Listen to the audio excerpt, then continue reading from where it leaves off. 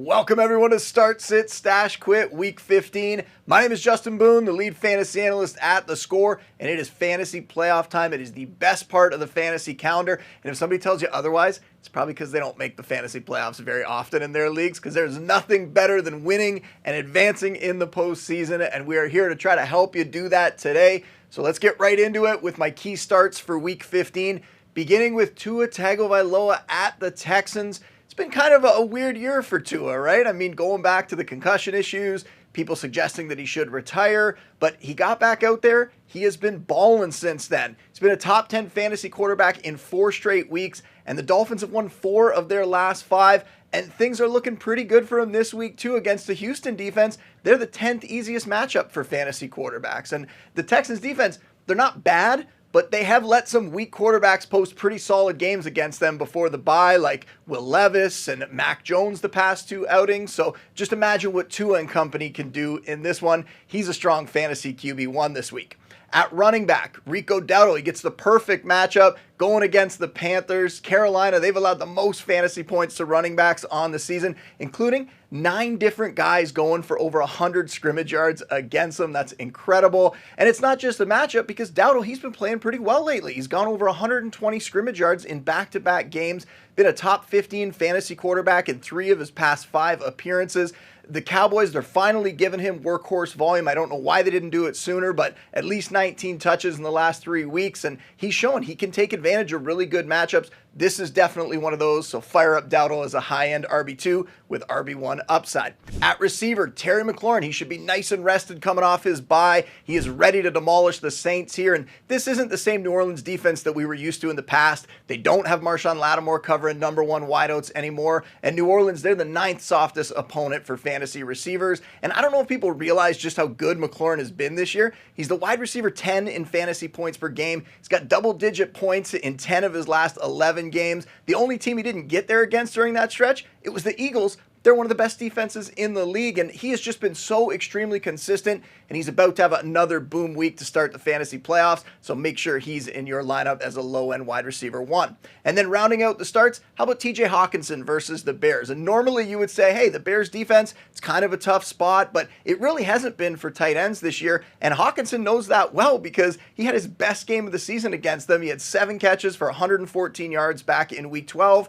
Now, he's really only had 2 usable fantasy weeks out of the last 6 since he returned from that ACL tear, but fantasy managers, if you're a little weary about starting him, don't be. I would get him in your lineup this week as a low-end tight end 1. We're going to keep moving on here over to the sits, and at quarterback, I wouldn't go anywhere near Russell Wilson this week. I know it's a great story since he got to the Steelers. The team's won 6 of their 7 games since he was named the starter, and he's been the QB4 and the QB13 in fantasy the past 2 weeks. But this is an obvious stay-away game. He's on the road. He's going against that tough Eagles defense. They're the 6th toughest opponents for fantasy quarterbacks this year, and he's likely not going to have George Pickens in this game. Pickens dealing with the hamstring injury. There's a good chance we could see some rain in this game as well. Just a bunch of things stacking up against Russ this week, so get him out of your lineups. For my sit at running back, DeAndre Swift at the Vikings. He's finished outside the top 20 fantasy running backs in 3 straight contests, and that includes week 12 when he went up against the same Vikings team. And it's not really surprising at all because Minnesota, they're normally difficult to run on. They've held ball carriers to the 3rd fewest fantasy points this year. And I know you're going to tell me Bijan Robinson had a good game against them last week. Yeah, well, DeAndre Swift, he's no Bijan Robinson. Plus, the Bears might get Roschon Johnson back this week, and he can cut into Swift's touches a bit. So Swift, just a risky RB3 for fantasy in this one. At receiver, Devonta Smith versus the Steelers, and there's a few reasons for this one. He hasn't topped 40 receiving yards in any of his last 3 games. Now, he's also dealt with an injury in there, so maybe he hasn't been 100%, but even last week, he did score a touchdown. That kind of saved his fantasy day, but otherwise, just 4 catches for 37 yards. Now he's going against the Steelers. They're the 6th most difficult matchup for fantasy wideouts. And like I mentioned before with Russ, This game could deal with a little bit of weather issues, so it is possible that Smith could find the end zone and maybe salvage his week again, but he's down in the wide receiver 3 flex range for me. I think he's a risky play for week 15. And I also think Cade Otton is turning into a pretty risky play, and I had him as a start last week. He came through for us. It was a good matchup. He had 70 yards in that game, but honestly, he was kind of lucky to get there because he did it on just 3 catches. And before that performance, he was held to 35 yards or less in 3 straight games. On top of that, the Chargers are the 9th stingiest defense when it comes to fantasy tight ends. And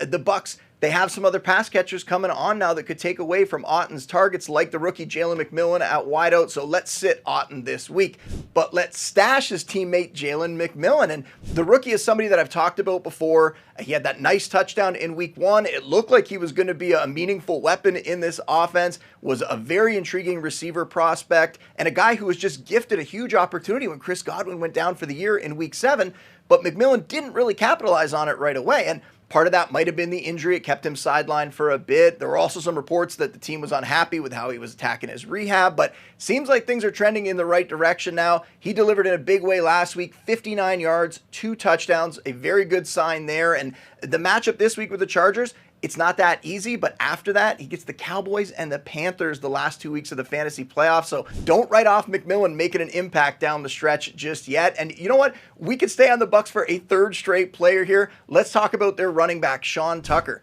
Bucky Irving, he's dealing with a back injury. He might be able to play through it this week, but back issues, they can be tough. They can linger. They can pop back up at any moment. So if Bucky can't go, or if he misses time over the next couple weeks, Tucker could step right into a committee with Rachaad White, and White would be the lead back, of course, but we've seen Tucker excel in limited opportunities already this year. He blew up in that Saints game, but even last week had 47 rushing yards on 3 carries. So stashing Tucker, not a bad idea, and he is available in almost every league right now. And that brings us to the quits, and I'm going to push the bar a little bit higher for these now that we're in the fantasy playoffs, because this time of year, people have to make some tough decisions on their benches. And an extra thing you need to consider too when you're dropping somebody is whether your opponent is actually going to use that player against you or not. And even though that is a possibility with this first guy, I'm still dropping him. That's Jaylen Warren on the Steelers. And I get it. He's had over 8 fantasy points in 5 straight games.